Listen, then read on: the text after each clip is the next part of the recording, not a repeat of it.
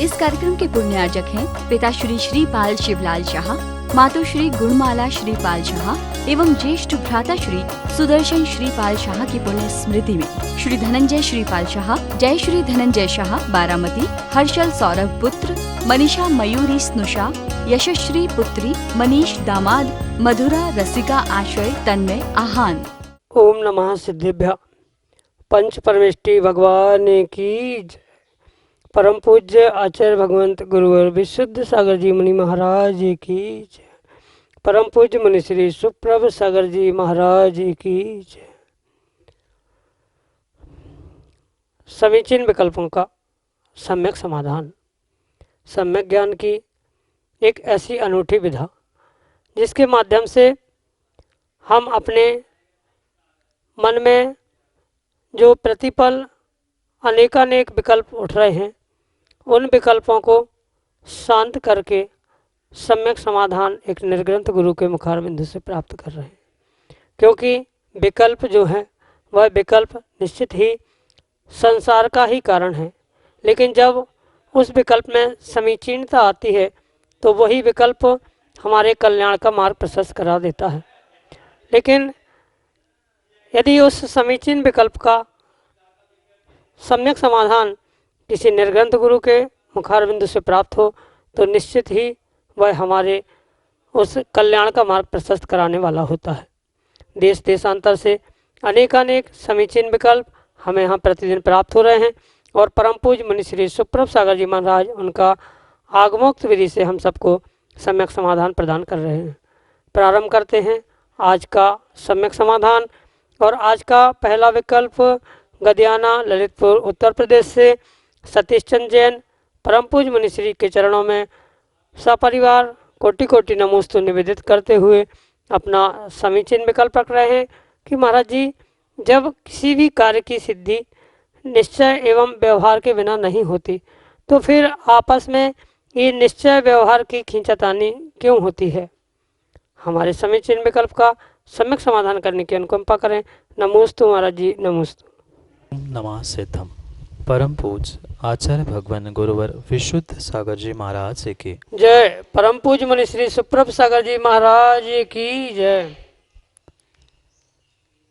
जो वस्तु स्वरूप को नहीं समझता है वही नयों के निमित्त से या अन्य किसी भी प्रकार से आपस में परस्पर में विकल्प करता है, क्योंकि ये परम सत्य है कि बिना निश्चय बिना व्यवहार के कभी भी वस्तु का यथार्थ स्वरूप समझ में भी नहीं आ सकता।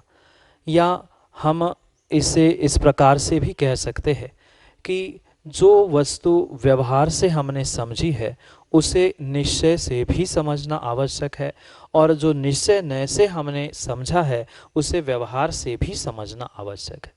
जब तक दो तटों के बीच में बहने वाले नदी के स्वरूप को समझने के लिए दोनों तटों को नहीं समझा जाएगा, तब तक दोनों तटों के बीच में बहने वाली नदी का स्वरूप या नदी इसका भान ही नहीं हो सकता।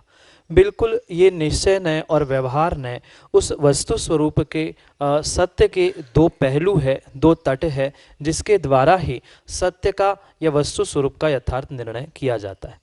इसमें से एक भी तट नहीं है, एक भी तट का अभाव है तो नदी जैसे अपने तट से बाहर, मर्यादा से बाहर होकर वह बाढ़ का स्वरूप लेती है, ऐसे ही वस्तु स्वरूप में जो निश्चय नय और व्यवहार नय, इन दोनों जो तटों का या दोनों दृष्टि का व्याख्यान आगम ग्रंथों में प्राप्त होता है, वहाँ आचार्य भगवंत का मात्र यही अभिप्राय है कि वे दोनों ही सम्यक प्रकार से हमें समझने योग्य है। अगर मात्र व्यवहार की बात करेंगे तो निश्चय के अभाव में वस्तु का अंतरंग अभेद वर्णन या कथन होना संभव नहीं है, और वहीं पर अगर मात्र निश्चय से ही कथन हुआ, व्यवहार का लोप कर दिया, तो वह मात्र निश्चयभाषी या व्यवहाराभाषी होने के कारण से भी पुनः वस्तु का यथार्थ ज्ञान नहीं कर पाता। और जब तक दोनों का ज्ञान नहीं है तब तक सम्यक निर्णय नहीं होने से जीव किंचित भी सम्यक ज्ञान को प्राप्त नहीं कर सकता। उसका वह ज्ञान परिपूर्ण रूप से एक न के आश्रित होने से सम्यक ज्ञान स्वरूप नहीं है, मिथ्या ज्ञान ही। शिल्पी जैन, नंदिनी आष्टा, मध्य प्रदेश से परम पूज मनीश्री के चरणों में बारंबार नमोस्तु निवेदित करते हुए अपना समीचीन विकल्प रख रहे हैं कि महाराज जी, आसादन और उपघात में कर्म का आश्रय किन कारणों से होता है। हमारे समीचीन विकल्प का सम्यक समाधान करने की अनुकंपा करें। नमोस्तु महाराज जी, नमोस्तु। ज्ञानावरणी और दर्शनावरणी कर्म के आश्रव के हेतुओं में आचार्य भगवंत कहते हैं, तत्प्रदोष निन्नव मात्सर अंतराय साधनोपघाता आदि सूत्र प्रदान करते हुए उमा स्वामी महाराज उन दो शब्दों को विशेष रूप से कहते हैं जिसके प्रति आपको विकल्प है।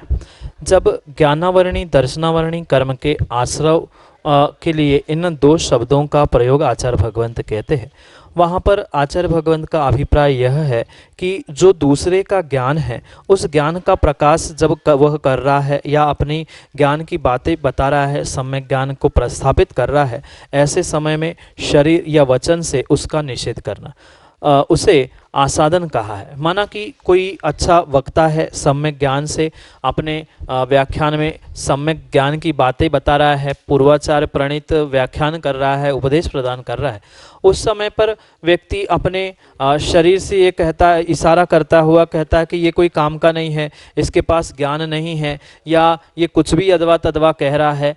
ऐसा कहने से या मात्र शरीर से नहीं, वचनों से भी कह दिया कि इसके पास ज्ञान नहीं है, ये सच्चा ज्ञान नहीं है, ये ज्ञानी नहीं है, इसका सम्यक ज्ञान नहीं है, आदि आदि किसी भी प्रकार से शरीर से या वचनों से उसके उस सम्यक ज्ञान के प्रवाह को खंडित करते हुए उसमें किसी भी प्रकार से निषेध करना कि ये अच्छा नहीं है, ये सही नहीं है, ऐसा जो कार्य करता है उसे आसादन कहा गया है, आसाधना कही गई है। उस आसाधन या आसाधना के निमित्त से हमें ज्ञानावरणी और दर्शनावरणी कर्म का आश्रय होता है।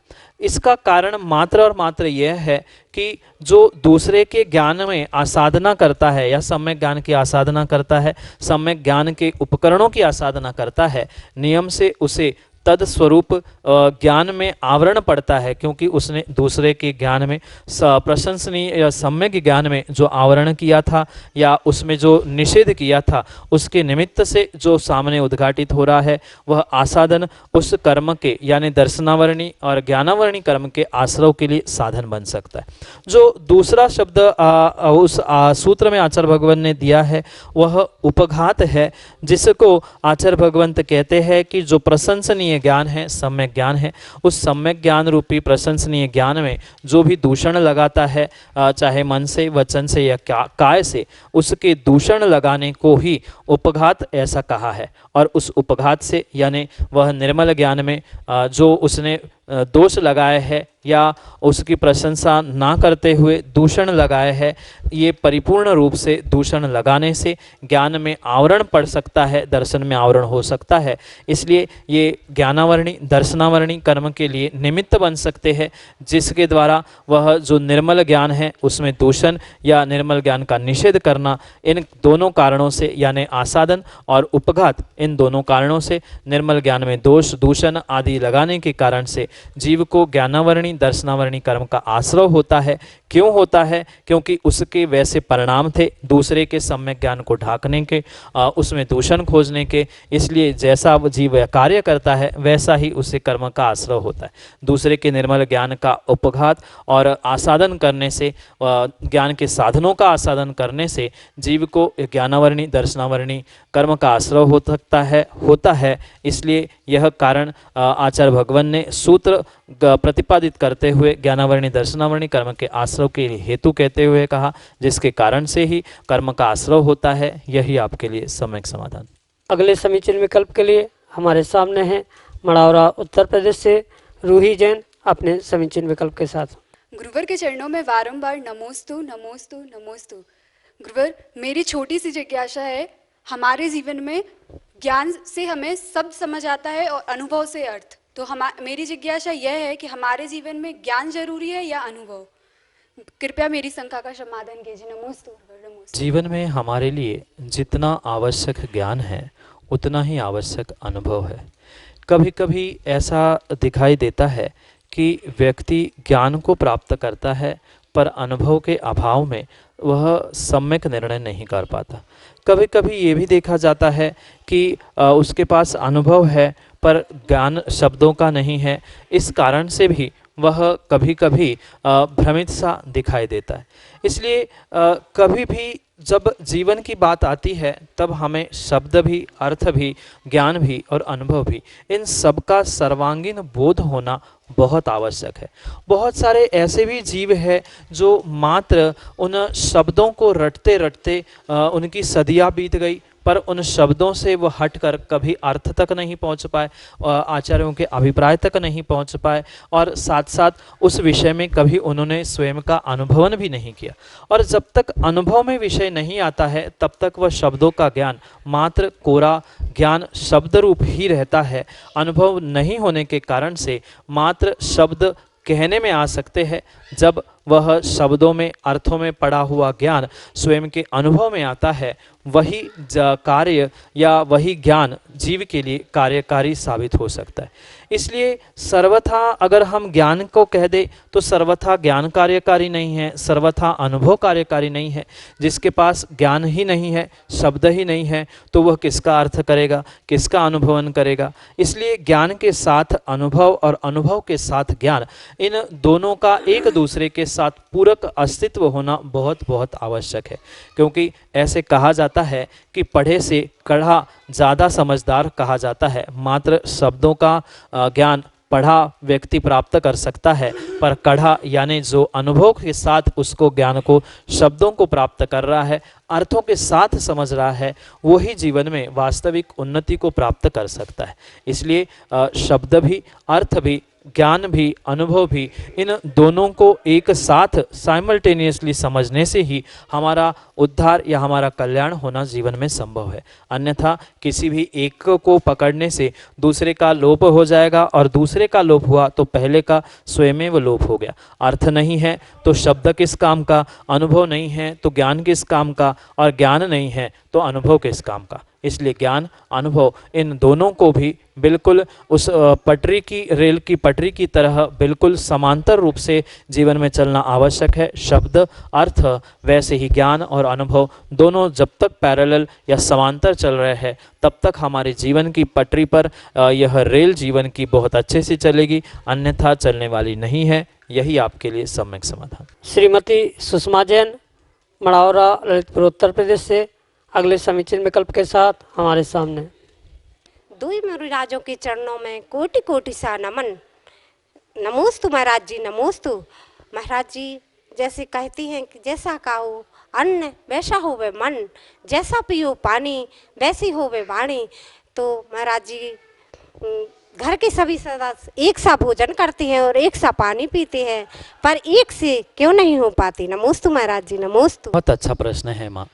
ये जितनी भी लोकोक्ति होती है ये एकमात्र व्यवहार की अपेक्षा से या सामान्य आचरण को मद्देनज़र रखते हुए कही गई या बनाई गई ये कहावतें, मुहावरे या लोकोक्ति हुआ करती है। जैसे इस जो आपने लोकोक्ति सुनाई है ये किसी अपेक्षा से तो सत्य है, पर सर्वथा ऐसा हमें इस लोकोक्ति को सिद्धांत नहीं बनाया जा सकता। जितनी भी लोक व्यवहार में प्रचलन में चलने वाली ये वाक्य है, लोकोक्ति है, इसका सिद्धांत से या आगम से वैसा कोई भी डायरेक्ट संबंध नहीं है कि जिसे हम स्वीकार करते हुए ये कह दे कि ये 2 और 2 4 होते हैं। तो ऐसे ही जैसा अन्न, जैसा पानी, वैसी वाणी, ऐसा मन जरूरी नहीं है। ये एक सामान्य भाषा में, औपचारिकता में, व्यवहार की अपेक्षा से कही गई लोकोक्ति है, पर इसका वास्तव में आगम के सिद्धांत से कोई लेना देना नहीं है। हाँ, पर ये झूठी भी नहीं है, ये भी परम सत्य समझना होगा। कथनचित इसमें सत्यता है, कथनचित जीव का स्वयं का उपादान, स्वयं का पुण्य पाप, इन सब पे उसकी वाणी कह दो, उसका मन कह दो, परिपूर्ण रूप से निर्भर रहता है। व्यक्ति उसी स्थान पर एक साथ भोजन करते हुए भी कोई क्रोधी, कोई मायावी, कोई लोभी, अनेक प्रकार के जीव एक ही घर में पाए जाते हैं। वह कोई मीठे बोलने वाला भी होता है, कोई तेज गुस्सा करके चिल्लाकर बोलने वाला भी होता है। ये एकमात्र बहिरंग रूप से उपचार से बनाया गई हुई लोकोक्ति है कि ऐसा कहेंगे तो ऐसा किया जाता है, या सामान्य रूप से उसे इसलिए भी कहा जाता है कि आप अच्छा खाओगे तो आपका मन अच्छा होगा, अच्छा पानी पियोगे तो अच्छी वाणी होगी। ये कहने के लिए वहाँ पर ये लोकोक्ति मात्र व्यवहार की अपेक्षा से उपचार से कही गई है, पर वास्तविकता में सिद्धांत अगर देखा जाए तो चाहे आपका मन हो चाहे आपकी वाणी हो, ये नाम कर्म की उत्तर प्रकृतियों के अंतर्गत ही स्वीकार की जाती है। और जैसी नाम कर्म की जीव ने पिछली पर्याय में या वर्तमान में जैसा आश्रव किया है, बंद किया है, वैसा ही उसका जीवन में उदय में आने वाला है।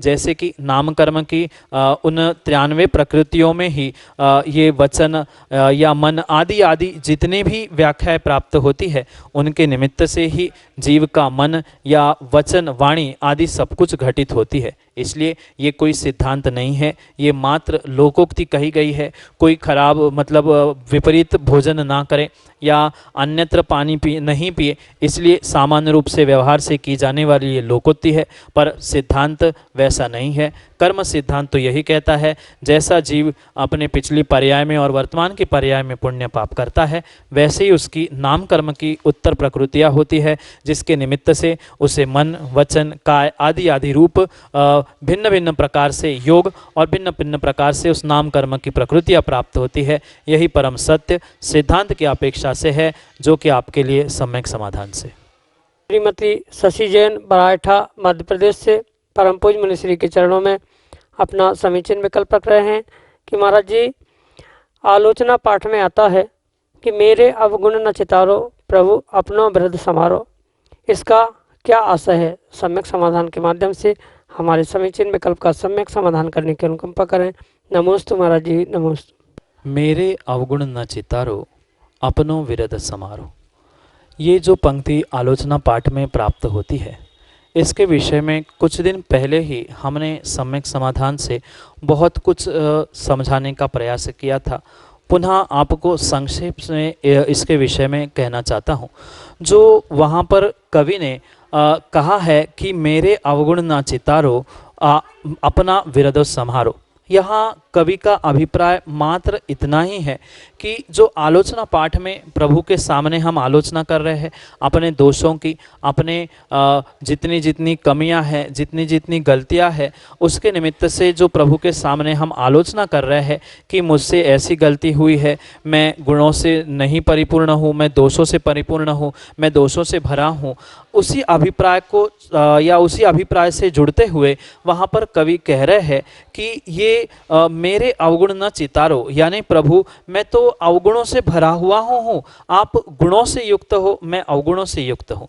पर आप अगर मेरे अवगुणों को देखोगे तो मेरा कैसे काम होगा? मैं तो एक मनुष्य हूँ और इस संसार में जीता हूँ, तो नियम से मेरे में अवगुण है ही, और अवगुण है तभी तो आपके पास आलोचना करने आया हूँ। अगर आप मेरे अवगुणों को ही देखोगे, दोषों को ही देखोगे, तो मेरा उद्धार कैसा होगा? अपना विरद समारोह, यानी अपना ही, मैं आपका ही शिष्य हूँ। विरद यानी आपका ही शिष्य हूँ, आपका ही शिष्य हूँ, तो आपका शिष्य है तो अब आप ही मेरे माता पिता गुरु भगवान सब कुछ हो। तो मैं जो दोषों से युक्त हूँ, अवगुणों से युक्त हूँ, वह आपकी शरण में आया हूँ। अब आप मुझे अपना शिष्य स्वीकार करते हुए, अपना भक्त स्वीकार करते हुए हमारे दोषों को ढांकने का या हमारे दोषों पर दृष्टि नहीं डालने का प्रयास करो, जिसके कारण से मैं अपने इस मार्ग पर और आगे बढ़कर अपना कल्याण कर सकूं।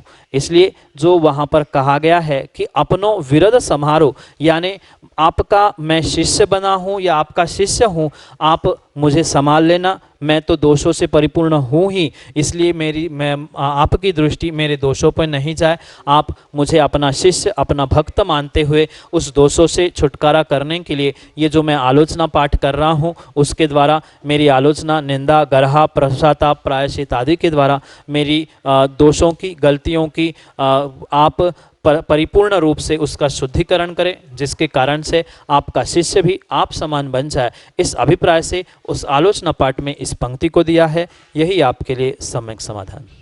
अगले समीचीन विकल्प के लिए हमारे सामने हैं अभिषेक जैन दीपू, जो कि इस गिरार क्षेत्र के महामंत्री हैं, अपने समीचीन विकल्प के साथ। श्री के चरणों में बारंबार नमोस्तु नमोस्तु नमोस्तु। हे महाराज श्री, मेरा यह प्रश्न है कि जैसे क्षेत्रों पर अनेक मदों में लोग तो दान देते हैं, और जैसा कि अनेक आचार्यों के द्वारा कहा गया है कि जिस मद में दान आता है उसी मद में खर्च करना चाहिए। फिर क्षेत्र पर अनेकों खर्च जैसे मुनि वेतन, पुजारी वेतन, माली वेतन, लाइट बिल, सुधार आदि रख रखाव में बड़ी मात्रा में खर्च होता है, जिसके लिए कोई व्यक्ति अलग से दान नहीं देता है, तो उस खर्च को कैसे व्यवस्थित करें? हे महाराज श्री, मेरा सम्यक समाधान कीजिए। नमोस्तु महाराज श्री।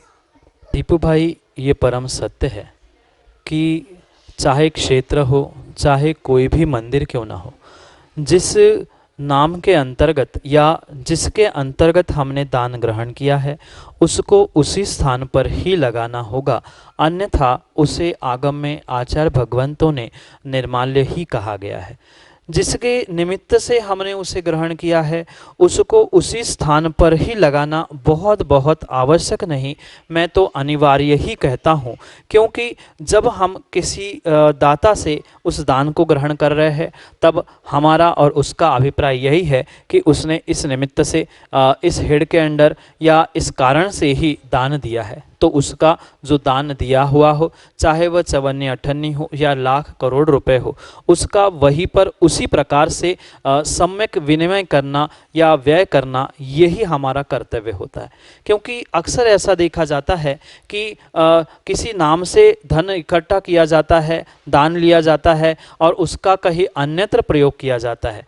उस निमित्त से अगर कोई ऐसा कार्य करता है तो परिपूर्ण रूप से वह दोष का ही हकदार कहा जाता है। इसलिए जो कि आपने विकल्प रखा है कि क्षेत्र मंदिर आदि की फिर व्यवस्था कैसी बनी जाएगी, उसके लिए हम इस प्रकार की व्यवस्था बना सकते हैं।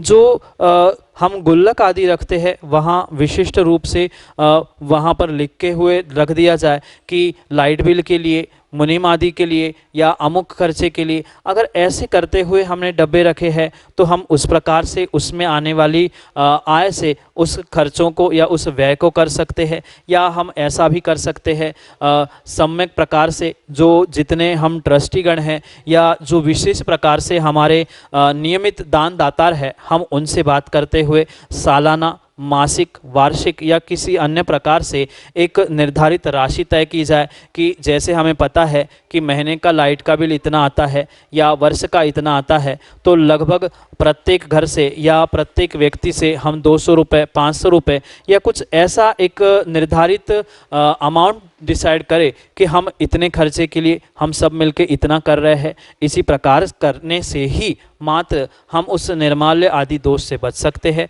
अन्यथा हमने दान किसी और के निमित्त से लिया और किसी और निमित्त से, जबकि उसका स्वयं कोई भी हम उपभोग नहीं कर रहे हैं, पर अंतरंग में ही परस्पर में हम अन्यत्र कहीं उसका प्रयोग कर रहे हैं, तो वह भी दोषपूर्ण है। इससे बचने के लिए दो साधन हो सकते हैं। एक अलग अलग गुल्लक बनाकर उसकी व्यवस्था बनाई जाए, या आपस में ही हम बैठकर सब दानदातार और सब कमेटी आदि के लोग बैठकर ये निर्णय करें कि हर महीने में, हर वर्ष में हम इतनी राशि यहाँ जमा करेंगे, जिसके निमित्त से हम ये बाहर के लाइट बिल या कर्मचारी आदि आदि का वेतन उन्हीं से हो सकता है। यही आगम के परिप्रेक्ष्य में सम्यक विनिमय और सम्यक आय और व्यय की व्याख्या आपके लिए सम्यक समाधान से।